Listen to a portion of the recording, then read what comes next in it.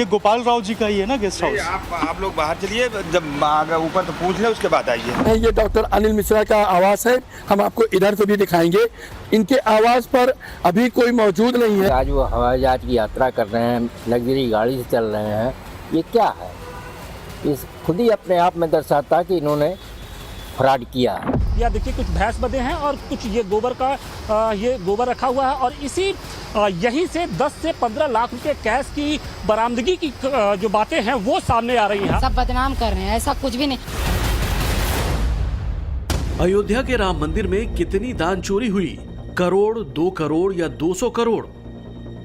कथित दान चोरी की जांच के लिए एसआईटी की टीम तीसरे दिन भी राम मंदिर पहुंची।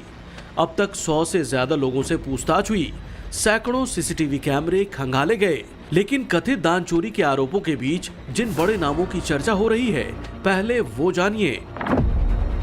ट्रस्ट से जुड़े जो बड़े नाम शामिल हैं, उनमें चंपत राय, गोपाल राव और अनिल मिश्रा हैं। वहीं इस कथित दान चोरी में छोटे चेहरे भी शामिल हैं, जिन पर दान चोरी से हेराफेरी का बड़ा आरोप लग रहा है।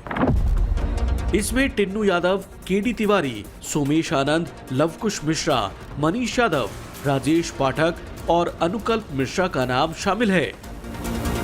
आरोप लगाए जा रहे हैं कि भक्तों ने जिस आस्था और श्रद्धा के साथ राम मंदिर में चढ़ावा दिया था, ट्रस्ट से जुड़े लोगों ने उसका गबन कर लिया। दावे में ये रकम लाखों करोड़ों में बताई जा रही है। इसकी सच्चाई सामने लाने के लिए एसआईटी लगातार 3 दिन से जुटी हुई है। सूत्रों के मुताबिक एसआईटी की टीम अब तक 100 से ज्यादा लोगों से पूछताछ कर चुकी है। एसआईटी ने चंपत राय और गोपाल राव से बातचीत की। दोनों से कैश प्रक्रिया से जुड़ी जानकारियां ली गईं।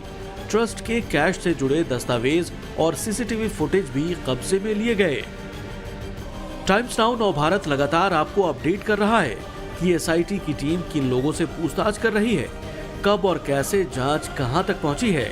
फिलहाल एसआईटी कड़ी दर कड़ी जोड़ रही है। इसी कड़ी में जो एक बड़ा नाम आया वो गोपाल राव का है, जो राम मंदिर ट्रस्ट के व्यवस्थापक हैं। नवभारत की टीम गोपाल राव के गेस्ट हाउस पर पहुंची, लेकिन वहां मौजूद पुलिस की टीम ने हमारे संवाददाता को अंदर नहीं जाने दिया। ये गोपाल राव जी का ही है ना गेस्ट हाउस? आप लोग बाहर चलिए, जब आगे ऊपर तो पूछ लें उसके बाद आइए। अच्छा, उनसे पूछताछ करने के बाद। तो ये सिक्योरिटी आप लोगों की इनके लिए लगाई गई है या किसके लिए लगाई गई है? ये तीर्थ क्षेत्र के लिए लगाई गई है। यहाँ जो आते हैं बड़े बड़े ट्रस्टी, उनके लिए लगाई। ये देखिए तीर्थ क्षेत्र के लिए ट्रस्ट लगाया गया है। बाहर चलिए, देखिए बाहर जाने के लिए बोला जा रहा है और ये गेट देखिए यहाँ पर इसको बंद कर दिया गया है। और ये गेस्ट हाउस है ना बाकायदा, ये गेस्ट हाउस ही है। कथित दान चोरी के आरोप में राम मंदिर ट्रस्ट के अस्थायी सदस्यों में से एक अनिल मिश्रा भी सवालों के घेरे में हैं। सूत्रों का कहना है कि अनिल मिश्रा होम्योपैथिक क्लिनिक चलाते थे। राम मंदिर ट्रस्ट में जोड़ने से पहले स्कूटर से चला करते थे। अनिल मिश्रा का 5 साल पहले का परिवेश और रहन सहन सामान्य होने का दावा किया जाता है, मगर जैसे ही करोड़ों रुपए के कथित गबन की जांच शुरू हुई तो उन पर सवाल उठने लगे। नवभारत टीम अनिल मिश्रा के लक्ष्मणपुरी कॉलोनी में भी पहुंची, लेकिन अनिल मिश्रा के आलीशान घर में कोई भी मौजूद नहीं था। आप देख सकते हैं ये डॉक्टर अनिल मिश्रा का आवास है, हम आपको इधर से भी दिखाएंगे। इनके आवास पर अभी कोई मौजूद नहीं है। डॉक्टर अनिल मिश्रा जी अपने आँख का इलाज कराने के लिए केरल गए हुए हैं और ये बताया गया है कि सूत्रों के हवाले से ये भी पता चला है कि 7 जून को उनका टिकट बुक हुआ था और 14 जून को वो अपने आँख का इलाज कराने के लिए केरल गए थे। उनके परिवार का कोई सदस्य अभी इस घर पे मौजूद नहीं है और ये भी पता चल रहा है कि आज शाम तक डॉक्टर अनिल मिश्रा जी अयोध्या वापस आने वाले हैं। हालांकि अनिल मिश्रा के करीबी और बचपन के दोस्त उन पर हेरा फेरी करने का आरोप लगा रहे हैं। अनिल मिश्रा को हम बचपन से जानते हैं, वो हमारे साथ खेले भी हैं। उनकी यही दवा की एक होम्योपैथिक की दवा थी हमारी दुकान के ठीक सामने, वहाँ वे 5-10 रुपये में दवा बेचते थे। आज वो स्टेज पे पहुँच गए, चोरी और चंदा चुटकी करके इस स्टेज पे पहुँच गए। आज वो हवाई जहाज की यात्रा कर रहे हैं, लग्जरी गाड़ी से चल रहे हैं, ये क्या है? इस खुद ही अपने आप में दर्शाता है कि इन्होंने फ्रॉड किया है। सूत्रों के मुताबिक चढ़ावा चोरी को लेकर जो खबर सामने आई वो काफी चौंकाने वाली है।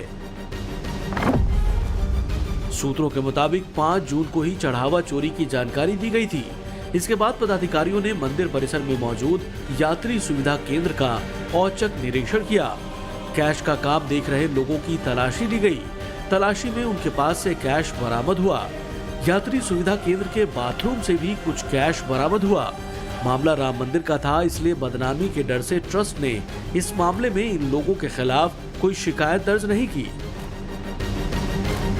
जानकारी के मुताबिक कैश चोरी होने के बाद ये सब निर्मला हॉस्पिटल के पास एक ठिकाने पर जमा होते थे और वहीं पैसों का बंटवारा किया जाता था।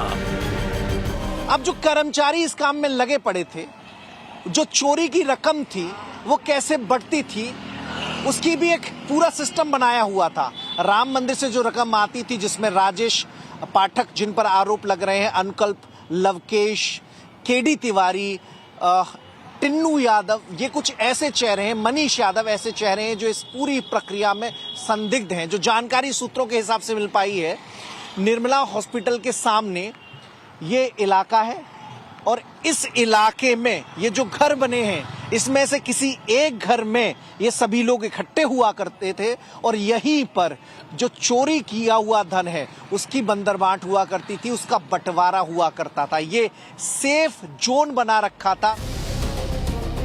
बताया जा रहा है कि इसकी जांच करते हुए ट्रस्ट के पदाधिकारी 5 जून को ही लवकुश मिश्रा और उनके बहनोई अनुकल्प मिश्रा के घर पहुंचे। लवकुश के घर से 10 से 12 लाख रुपए और गाय के गोबर में छिपाई गई नकदी बरामद हुई। या देखिए कुछ भैंस बंधे हैं और कुछ ये गोबर का ये गोबर रखा हुआ है और इसी यहीं से 10 से 15 लाख रुपए कैश की बरामदगी की जो बातें हैं वो सामने आ रही हैं। हालांकि परिवार के लोग इन बातों से, इन आरोपों से इनकार कर रहे हैं। उनका ये कहना है कि अगर उनके परिवार की माली हालत इतनी ही अच्छी होती तो शायद उनको वो इस तरीके के जो एक छोटा सा मकान है उसमें नहीं रहते। नवभारत की टीम न केवल गोबर के ढेर में जहां कैश रखा था वहां पहुंची, बल्कि लवकुश के घर भी पहुंची। हालांकि उनका घर माली हालत में ही नजर आया। तस्वीरें देखिए, हम आपको तस्वीरें दिखाने की कोशिश कर रहे हैं कि ये लवकुश मिश्रा का मकान है, छोटा सा मकान है और देखने से ऐसा नहीं लग रहा है कि इतना पैसा उन्होंने छिपा कर यहाँ पर रखा होगा। माली हालत बहुत अच्छी नहीं है क्योंकि मुश्किल से ये एक मकान जरूर है छोटा सा, लेकिन अभी भी जो खाना है वो चूल्हे पे ही बन रहा है। वो भी हम आपको दिखाने की कोशिश कर रहे हैं कि देखिए ये चूल्हे पर अभी भी यहाँ पर मकान बन रहा है। और परिवार के लोगों का ये कहना है कि उनके भाई की या फिर परिवार की माली हालत ठीक नहीं है, जैसे तैसे बस गुजर बसर किया जाता है। परिवार के मुताबिक लवकुश फैजाबाद में रहते हैं, कभी कभार इस घर में आते हैं। हालांकि लवकुश के परिवार ने किसी भी तरह की हेराफेरी और पैसे छुपाने की बात से साफ इनकार कर दिया। सब बदनाम कर रहे हैं, ऐसा कुछ भी नहीं। अगर ऐसा भी कोई वीडियो पैसा कोई ले गया हमारे घर से तो वो हम तो सोशल मीडिया वाले से या गांव वाले सबसे यही कहना चाहते हैं कि वो वीडियो डाल दें। 30 लाख रुपए के आसपास बताया जा रहा है कि 30 लाख रुपए इसी घर से बरामद हुए और वो भी छिपा कर रखे गए। पहली बात ऐसा कुछ भी नहीं, पैसा छिपा के कहाँ रखें। अगर पैसा होता 30-35 लाख तो चूल्हे पे खाना बनाते। देख लो उधर चूल्हा है बगल में।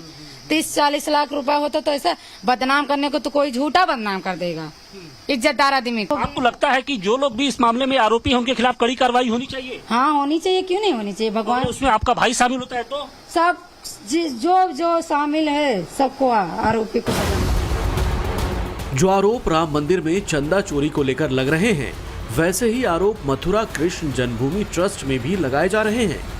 आरोप क्या है, किसने लगाए हैं, पूरी बात आगे करेंगे, लेकिन पहले बताते हैं कि राम मंदिर में कथित चंदा चोरी को लेकर जो सियासत हो रही है, इस मामले में अखिलेश यादव और उनकी पार्टी बीजेपी पर लगातार हमलावर है।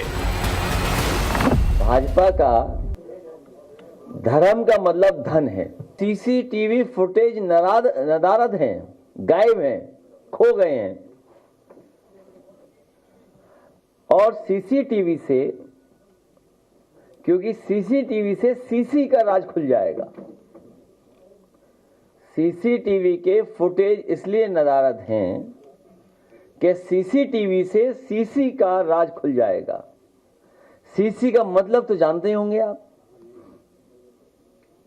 चढ़ावा चोरी, चंदा चोरी। इस बीच अयोध्या राम मंदिर में चंदा चोरी की जांच पूरी भी नहीं हुई है उधर कृष्ण जन्मभूमि ट्रस्ट में भी ऐसे ही हेराफेरी का आरोप लगने लगा।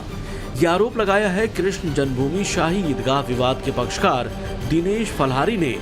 दिनेश फलहारी ने सीएम योगी को खून से पत्र लिखकर ये आरोप लगाए हैं और दावा किया है कि पिछले 11 साल से कृष्ण जन्मभूमि ट्रस्ट में चंदा घोटाला किया जा रहा है। अयोध्या में तो केवल 7 करोड़ का गबन हुआ, हाहाकार मच गया देश में, लेकिन मथुरा के जन्मभूमि में तो पिछले 11 वर्षों से हजारों करोड़ का गबन हुआ। जो लोग स्कूटर पे आते थे आज डिफेंडर गाड़ियों में चल रहे हैं। नैनीताल में, ऋषिकेश में, मथुरा में, वृंदावन में, पौड़ी गढ़वाल में हजारों करोड़ रुपए के फार्म हाउस, होटल खरीदे जा रहे हैं। तो ये पैसा कहाँ से आया? हमने पूरे प्रकरण की माननीय मुख्यमंत्री से सीबीआई जांच की मांग की है। आरोपों के घेरे में कृष्ण जन्मभूमि स्थान ट्रस्ट के सचिव कपिल शर्मा हैं। आरोप लगे हैं वो ट्रस्ट के पदाधिकारियों को लगे हैं कि पिछले कुछ सालों में उनकी जो व्यक्तिगत संपत्ति है, उनका जो रहन सहन है, वो बेतरतीब तरीके से बढ़ा है और वो उनकी कमाई से मेल नहीं खाता है। हालांकि जिन ट्रस्ट के अधिकारियों से हमारी बात भी है, उन्होंने इन आरोपों को नकारा और उन्होंने कहा है कि अगर पुलिस आधिकारिक तौर पर इस मामले में कोई जांच शुरू करती है तो वो जांच में सहयोग करेंगे। लोगों की कहने से मैं चोर नहीं हो जाऊंगा, नंबर 1। नंबर 2, जी जी, यदि मेरे पास अघोषित संपत्ति है, आय से संपत्ति है जी, तो निश्चित रूप से उसकी जांच कमेटी जांच करे। उसमें उसको कोई आपत्ति थोड़ी है, उसको जवाब दूंगा मैं। जी जी, आप मेरे समझ रहे हैं मतलब? हाँ समझ गया। जी जी, अगर आपके नाम कोई प्रॉपर्टी है, मैं उसके कागज खतौने निकाल लूं ऑनलाइन, हर चीज ऑनलाइन है, तो थोड़ी संपत्ति चोरी हो जाएगी। सवाल राम मंदिर के चढ़ावे के चोरी का हो या फिर कृष्ण जन्मभूमि ट्रस्ट में चंदा हेराफेरी का, दोनों ही मामले करोड़ों हिंदुओं की आस्था से जुड़े हैं। ऐसे में इसमें पारदर्शिता काफी जरूरी है। अयोध्या से आशुतोष सिंह, अभिषेक राज, मनीष यादव, अभिषेक श्रीवास्तव के साथ मथुरा से गौरव श्रीवास्तव की रिपोर्ट, टाइम्स नाउ नव भारत।